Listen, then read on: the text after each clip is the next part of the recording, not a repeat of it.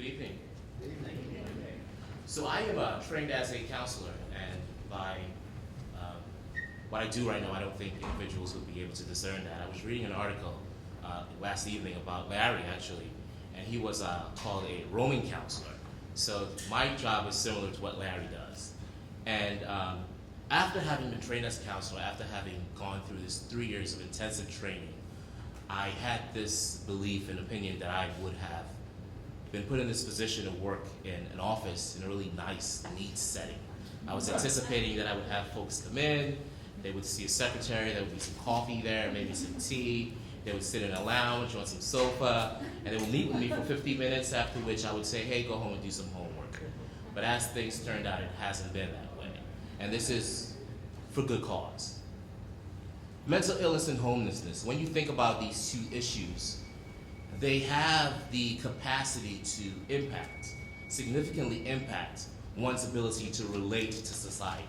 So what is most impacted by someone who is experiencing mental illness, significant mental illness or homelessness, is that they are in many ways become disenfranchised from society. They withdraw from society, or they are on the outskirts of society, affecting their ability to relate to other people.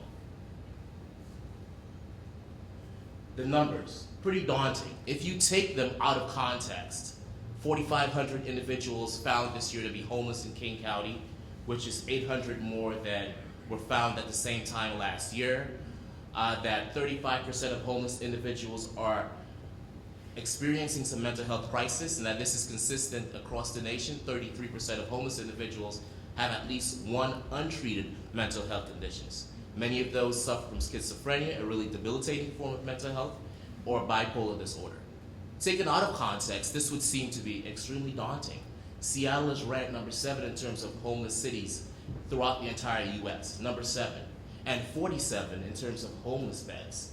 So what treatment is available for the individuals who are experiencing these mental health symptoms that perpetuate the homelessness?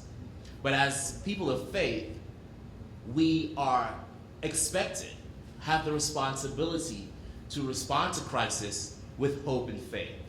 So where the world sees a crisis, or where the world sees an emergency, we see an opportunity. So for Larry and I and the folks who do this work, we see a tremendous opportunity. 35% of homeless individuals mentally ill, number 7 in terms of homelessness, and number 47 in terms of homeless beds. How do we respond to that? That is a point of great need.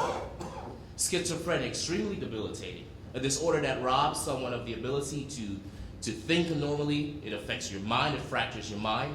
And bipolar disorder, traditionally known as manic depression, a high and low. You experience the depression at the bottom, and then the mania at the top. So how do we respond to that? How do you do the work? The traditional role of a therapist or a case manager, in my case a counselor, is to engage initially in what we call an assessment, doing an assessment, traditionally known as a biopsychosocial assessment. As a believer, once again, as a person of faith, I believe there's a component that we miss, the spiritual component of that. Individuals are not only affected biologically or mentally or physically, but spiritually.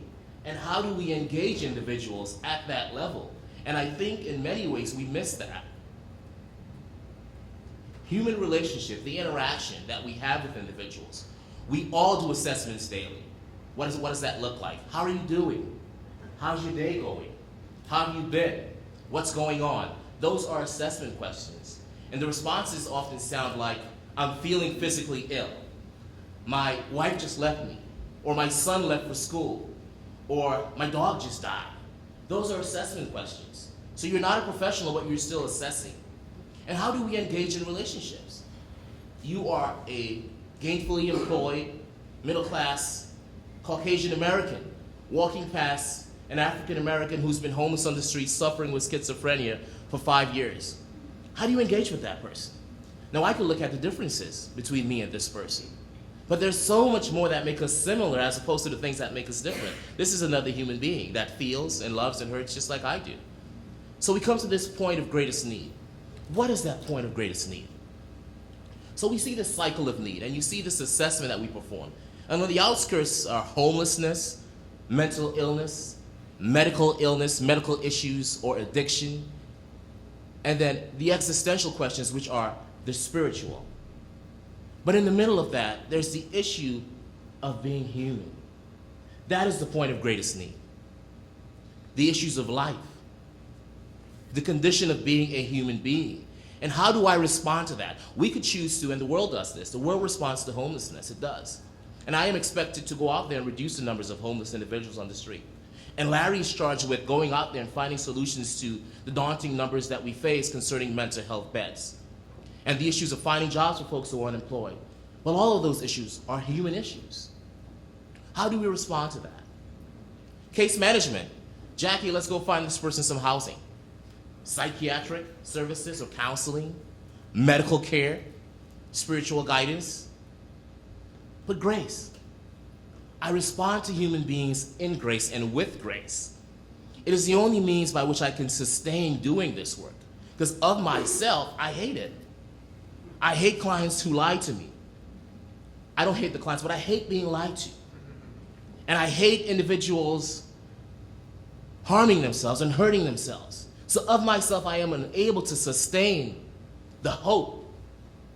I am unable to sustain what it takes to come back and do this daily.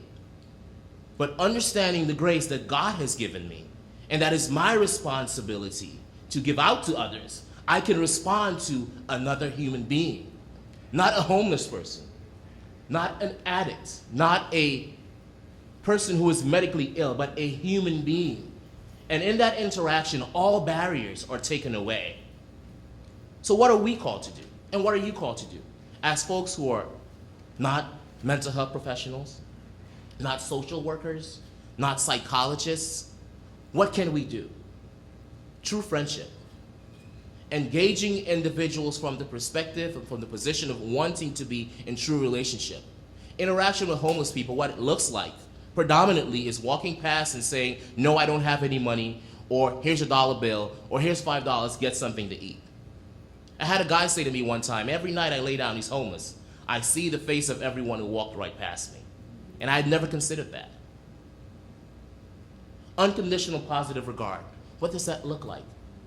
That is what keeps me. That is what grounds me. To unconditionally, in the face of all that we deal with, regard this person with all positivity. I believe in the best in you. Even when you don't, I believe in the best in you. To be resolute in the face of crisis. We're not called to panic. We're not people of panic.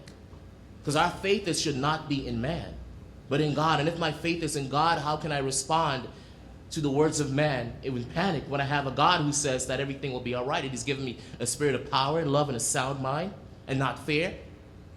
And to show genuine concern for the plight of my brother. So what is your challenge? To pursue a relationship with one homeless person. To pursue that relationship, deliberate in your pursuit of a genuine, reciprocal relationship with a homeless individual. And you may just be surprised about what comes. Thank you so much.